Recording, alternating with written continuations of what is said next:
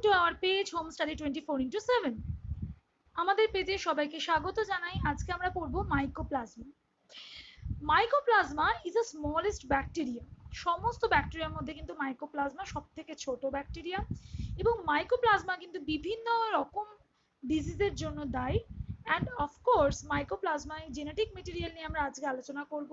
Mycoplasma কিভাবে আবিষ্কার হয়েছে সেইটা সম্পর্কে জানবো এবং চলো আমরা দেখি মাইকোপ্লাজমা তার ক্যারেক্টারিস্টিক্স বা কিরকম বা কিভাবে সে রোগ সৃষ্টি করে।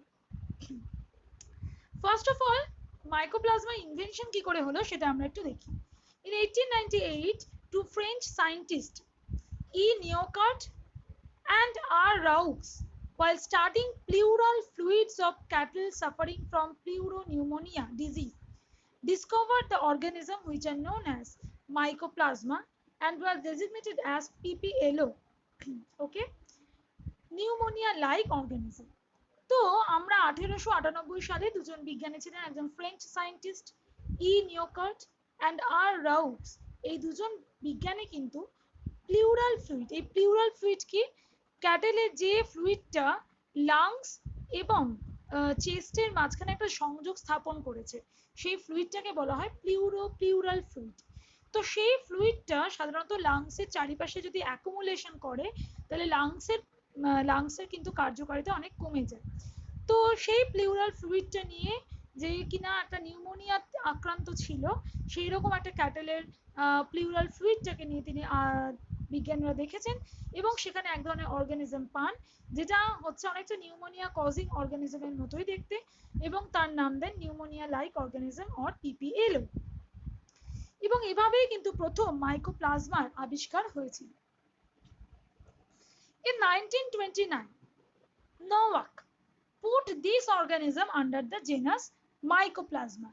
এই অর্গানিজমটা যেটা কিনা অনেকটা নিউমোনিয়ার মতোই রোগ তৈরি করে, এই পিপিএলও অর্গানিজমটা নোয়াক বলে একজন বিজ্ঞানী ছিলেন 1929, তিনি কিন্তু মাইকোপ্লাজমা জেনাসের অন্তর্গত করেন এই bacteria. The Japanese Doi et al. 1967 first discovered that the Easter-Eolo disease of plants are caused by Mycoplasma. Easter-Eolo disease এমন এক ধরনের ডিজিজ যেখানে কিনা প্ল্যান্টের যে রঞ্জক পদার্থগুলো আস্তে আস্তে নষ্ট হয়ে যায়। কোনো কোনো ক্ষেত্রে ক্লোরোসিস হয়, কোনো কোনো ক্ষেত্রে এটা কিন্তু উইচেস, যে মানে আগেকার দিনে যে ডাইনিদের যে ঝাঁটার কাঠির মতো অনেকটা দেখতে হয়, উইচেস ব্রুমের মতো অনেকটা দেখতে হয়, এই রোগটা হচ্ছে অ্যাস্টার-ইওলো। এবং সেটা দেখা গেল যে অ্যাস্টার-ইওলো রোগটাও কিন্তু মাইকোপ্লাজমা দ্বারা সংগঠিত হচ্ছে। Doi et al. Named this pleomorphic organism as Mycoplasma-like organism or MLO. According to Doi, phloem cells, sieve tube and phloem parenchyma of plants are much affected by this disease.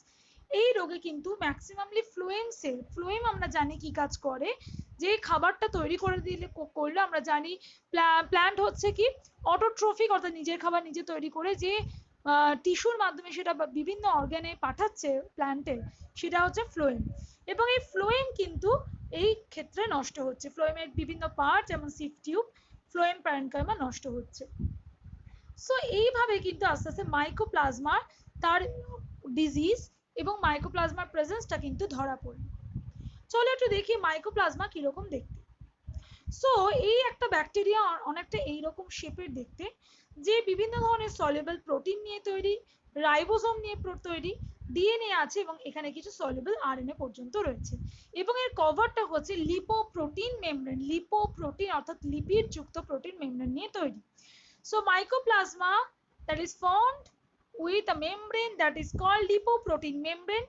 It has soluble protein, ribosome, DNA and soluble RNA. So this formed mycoplasma and this is the structure of mycoplasma. এবার মাইকোপ্লাজমার একটু character সম্পর্কে একটু জানি। First of all mycoplasma unicellular smallest prokaryotic organism. Prokaryotic মানে আমরা দু রকমের sell নিয়ে আলোচনা করেছি, প্রোক্যারিওট আর ইউক্যারিওট। প্রোক্যারিওট হচ্ছে একদম প্রিলিমিনারি লেভেলের নিউক্লিয়াস যুক্ত সেল, যেখানে সেল রয়েছে, সাইটোপ্লাজম রয়েছে, কিন্তু নিউক্লিয়াসের কোনো মেমব্রেন নেই, অর্থাৎ নিউক্লিয়াসটা কিন্তু সাইটোপ্লাজমের মধ্যেই রয়েছে, নিউক্লিয়াস থাকার জন্য কিন্তু আলাদা কোনো কম্পার্টমেন্ট নেই। এছাড়া কোনো রকমের অর্গানেল দেখতে পাওয়া যায় না, যেমন গোলগি বডি, এন্ডোপ্লাজমিক রেটিকুলাম, এগুলো প্রোক্যারিওটের ক্ষেত্রে দেখা যায় না। শুধুমাত্র রাইবোজোম থাকে, যেটা প্রোক্যারিওট ইউক্যারিওট বোথ দুটো জায়গাতেই রয়েছে। সো মাইকোপ্লাজমা কিন্তু ইউনিসেলুলার, অর্থাৎ এককোষী। It consists of only one cell, one organism. Okay, and smallest ব্যাকটেরিয়ার মধ্যে সবথেকে ছোট কিন্তু mycoplasma. Cell membrane is trilayered and made up of lipoprotein, তিনটে লেয়ার নিয়ে তৈরি, এবং আগেই দেখিয়েছি যে সেল মেমব্রেন কিন্তু লিপোপ্রোটিন নিয়ে তৈরি, অর্থাৎ লিপিড যুক্ত প্রোটিন নিয়ে তৈরি। both DNA, double stranded DNA, circular mainly, and RNA are present. RNA সবসময় সিঙ্গেল স্ট্র্যান্ডেড হয়, ডিএনএ ডাবল স্ট্র্যান্ডেড হয়। আমরা ছবিতেই দেখেছি যে ডাবল স্ট্র্যান্ডেড ডিএনএ যেরকম আছে, সেরকম সলিউবল কিছু আরএনএও কিন্তু দেখতে পাওয়া যায়, যেটা কিন্তু সিঙ্গেল স্ট্র্যান্ডেড।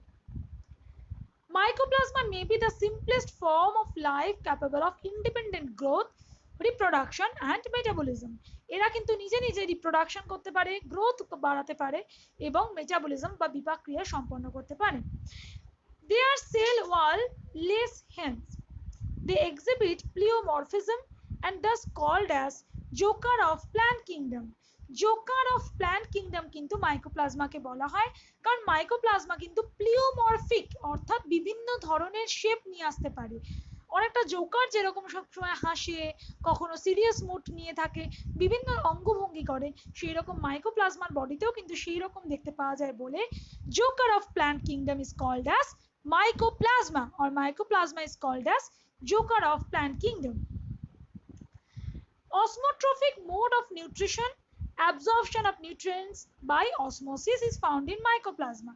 মাইকোপ্লাজমার ক্ষেত্রে কিন্তু অসমোট্রফিক, ট্রফিক মানে হচ্ছে খাদ্য, ট্রফিজম এই কথার মানে হচ্ছে খাবার, অসমোসিস সাহায্যে যখন ট্রফিজম হচ্ছে, অর্থাৎ যে প্রক্রিয়াতে অসমোসিস আমরা জানি অভিস্রবণ, এই অভিস্রবণ পদ্ধতিতে যখন কোনো নিউট্রিশন খাচ্ছে একটা ব্যাকটেরিয়া, তখন তাকে আমরা বলছি osmotrophic mode of nutrition.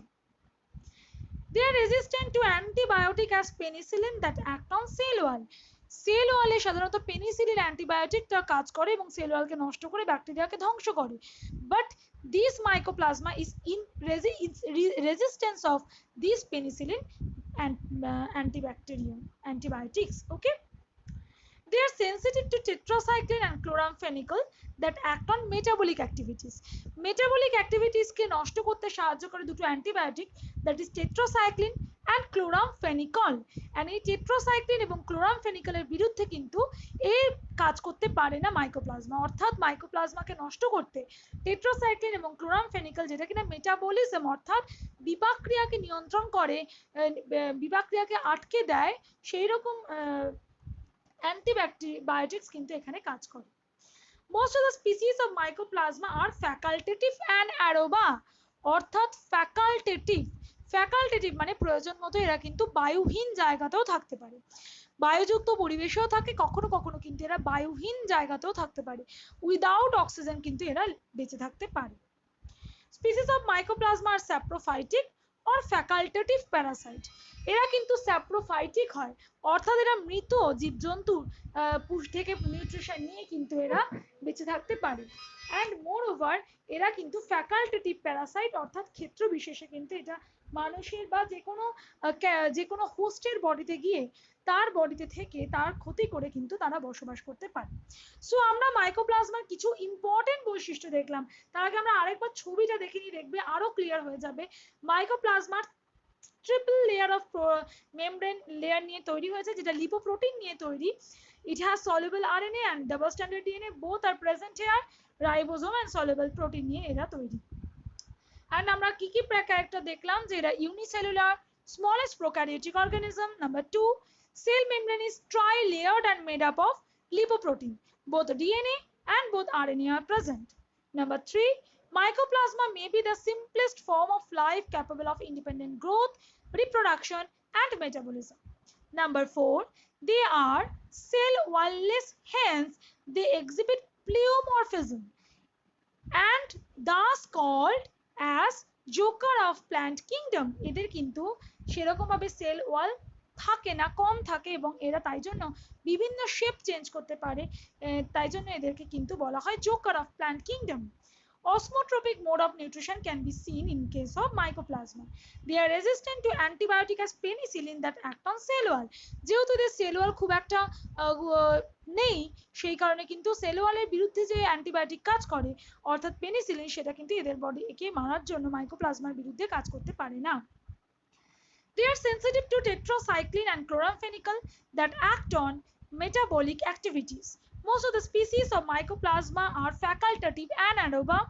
Species of Mycoplasma are saprophyte or facultative parasite.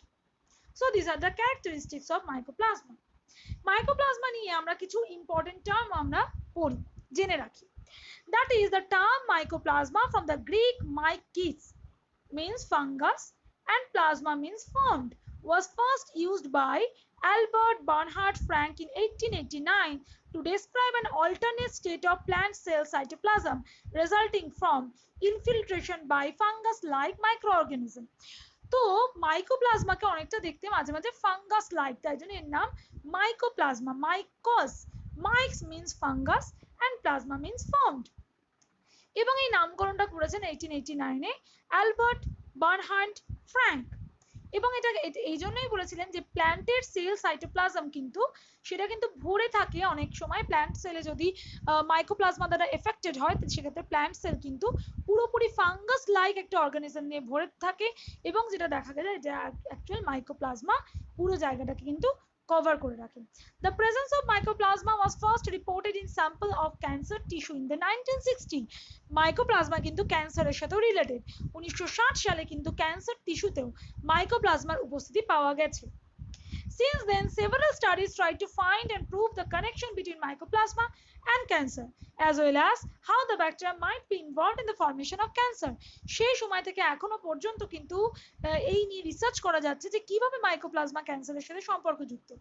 Several studies have shown that cells that are chronically infected with the bacterial go through a multi-step transformation.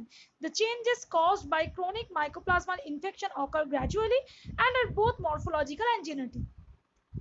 এবং এই স্টাডিতেও দেখা গেছে যে mycoplasma দ্বারা যে রোগ সৃষ্টি হচ্ছে সেটা কিন্তু বিভিন্ন স্টেপে হচ্ছে। এটা হতে পারে মরফোজেনেটিক, কোনো মানুষের বা কোনো অর্গানিজমের দেহার পরিবর্তন, স্ট্রাকচারাল চেঞ্জ করতে পারে, কেউ কেউ আবার জেনেটিক্যালি অর্থাৎ ক্রোমোজোমাল চেঞ্জও কিন্তু করতে পারে মাইকোপ্লাজমা। এবং দেখা গেছে কোলন ক্যান্সার, বিভিন্ন ডাইজেস্টিভ অর্গানিজমে, গ্যাস্ট্রিক ক্যান্সার, বিভিন্ন ক্যান্সার, লাং ক্যান্সারেও কিন্তু কোলন মাইকোপ্লাজমা একটা রোল প্লে করে।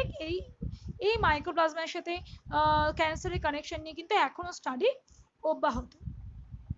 সর্বোপরি আমরা বলবো mycoplasma জেনিটালিয়াম, a parasitic bacteria which lives in the primate bladder, waste disposal organs, genital and respiratory tract, is thought to be the smallest known organism capable of independent growth and reproduction with a size of approximately 200 to 300 nanometer. 200 থেকে 300 nanometre যুক্ত এক সবথেকে smallest bacteria হিসেবে কিন্তু mycoplasma জেনিটালিয়ামকে মনে করা হয়। এবং এটা এক ধরনের প্যারাসাইট, অর্থাৎ অন্যের বডিতে বা হোস্ট বডিতে বাসা বাঁধে, এবং জেনিটাল অর্গান, রেসপিরেটরি ট্রাক্ট এবং বিভিন্ন ওয়েস্ট ডিসপোজাল অর্গানে কিন্তু এরা থাকতে পারে। সো আমরা অনেক কিছু মাইকোপ্লাজমা সম্পর্কে আজকে জানলাম। হোম স্টাডি 24x7 পেজে যুক্ত থাকো। নিট রিলেটেড আমাদের ব্যাকটেরিয়া আমরা অনেক কিছু কভার করে ফেলেছি, আমরা মাইকোপ্লাজমা সম্পর্কেও একটু জেনে ফেলেছি। আমাদের সাথে যুক্ত থাকো, মন দিয়ে পড়াশোনা করো, stay safe. Thank you very much.